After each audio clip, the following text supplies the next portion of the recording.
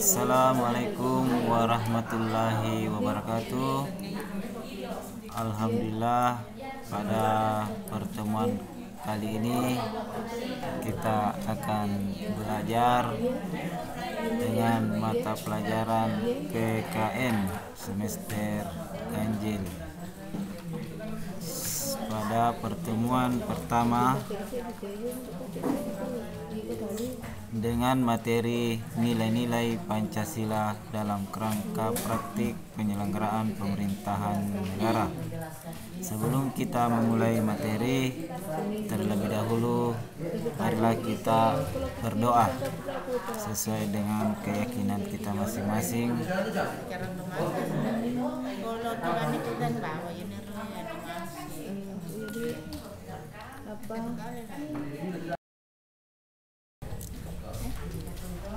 Tujuan pembelajaran pada pertemuan ini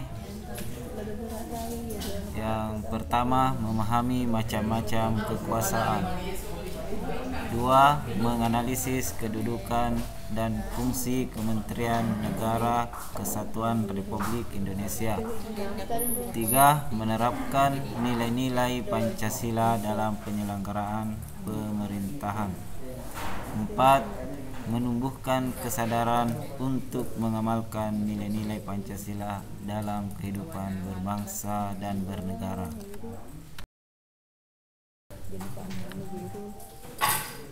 Materi pembelajaran.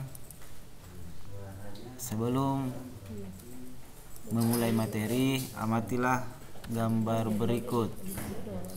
Silakan amati gambar atau foto yang sedang tampil. Oke, kita mulai. Pertama, A. Sistem pembagian kekuasaan negara Republik Indonesia. Macam-macam kekuasaan negara. Konsep kekuasaan tentu saja merupakan konsep yang tidak asing bagi kalian. Dalam kehidupan sehari-hari, konsep ini seringkali diperbincangkan, baik dalam obrolan di masyarakat maupun dalam media cetak maupun elektronik. Nah, apa sebenarnya kekuasaan itu? Nah, di sini kalian bisa membaca materi tentang kekuasaan negara. Kekuasaan negara itu banyak sekali macamnya. Salah satunya yaitu menurut John Locke bahwa kekuasaan itu dapat dibagi menjadi 3 macam, yaitu 1. Kekuasaan legislatif, yaitu kekuasaan untuk membuat atau membentuk undang-undang. 2. Kekuasaan eksekutif, yaitu kekuasaan untuk melaksanakan undang-undang, termasuk untuk mengadili setiap pelanggaran terhadap undang-undang. 3. Kekuasaan federatif, yaitu kekuasaan untuk melaksanakan hubungan luar negeri. Selain John Locke, ada tokoh lain yang berpendapat tentang kekuasaan negara, yaitu Montesquieu. Montesquieu berpendapat bahwa pertama, kekuasaan itu terbagi atas 3. 1. Kekuasaan legislatif, yaitu kekuasaan untuk membuat atau membentuk undang-undang.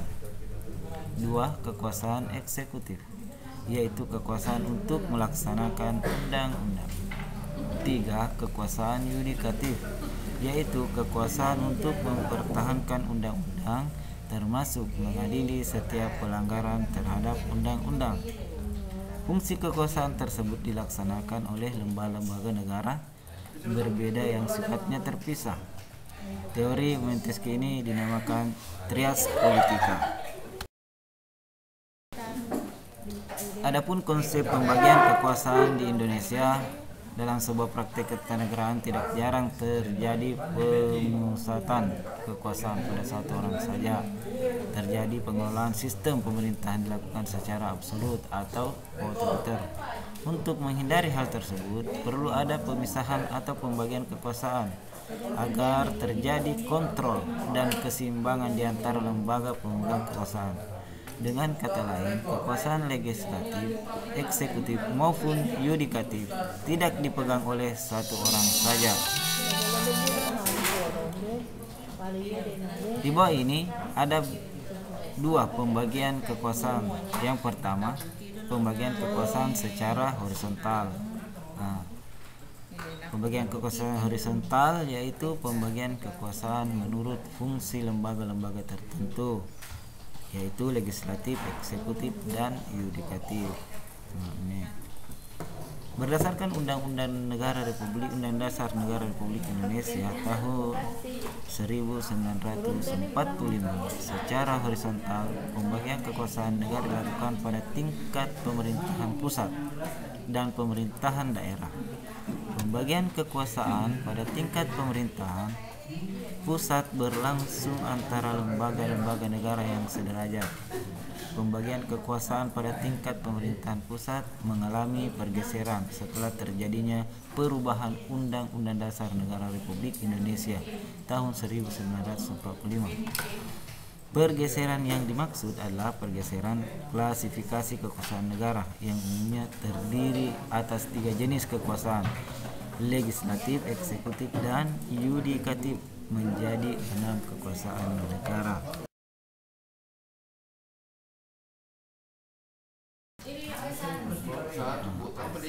Di sini ada 6 kekuasaan negara. Yang pertama, kekuasaan konstitutif. Silakan pelajari apa itu kekuasaan konstitutif, juga kekuasaan eksekutif, 3 kekuasaan legislatif, 4 kekuasaan yudikatif, 5 kekuasaan eksaminatif, 6 kekuasaan moneter. Silakan kalian belajari, baca baik-baik masing-masing pengertian kekuasaan tersebut. Yang kedua, selain pembagian kekuasaan secara horizontal, ada juga pembagian kekuasaan secara vertikal. Pembagian kekuasaan secara vertikal ini merupakan pembagian kekuasaan berdasarkan tingkat, yaitu pembagian kekuasaan antara beberapa tingkatan pemerintahan.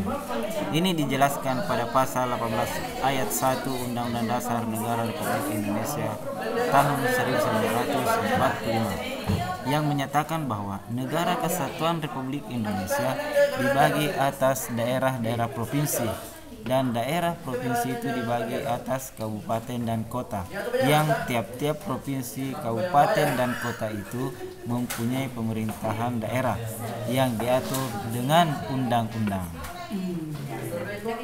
Berdasarkan ketentuan tersebut, pembagian kekuasaan secara vertikal di negara Indonesia berlangsung antara pemerintahan pusat dan pemerintahan daerah, pemerintahan provinsi, dan pemerintahan kabupaten atau kota. Pada pemerintahan daerah berlangsung pula pembagian kekuasaan secara vertikal yang ditentukan oleh pemerintahan pusat. Hubungan antara pemerintahan provinsi dan pemerintahan kabupaten atau kota terjalin dengan koordinasi pembinaan dan pengawasan oleh pemerintahan pusat dalam bidang administrasi dan kewilayahan. Setelah kalian menyimak materi tadi, sekarang tugas pertama kalian lakukan identifikasi terhadap tugas dan wewenang setiap lembaga negara yang tercantum dalam tabel. Untuk melakukan kegiatan ini, kalian bisa membaca Undang-Undang Dasar Negara Republik Indonesia tahun 1945 dan peraturan-peraturan perundang-undangan yang relevan. Kemudian tulislah hasil identifikasi kalian pada tabel di bawah ini. Ada 9 nama lembaga negara. Yang pertama, Majelis Permusyawaratan Rakyat. Apa dasar hukumnya? kemudian apa tugas dan wewenangnya. Begitupun dengan selanjutnya. Demikian materi ini pada pertemuan pertama. Atas perhatian dan kerjasamanya semoga bermanfaat. Terima kasih. Wabillahi taufiq wal hidayah. Assalamualaikum warahmatullahi wabarakatuh.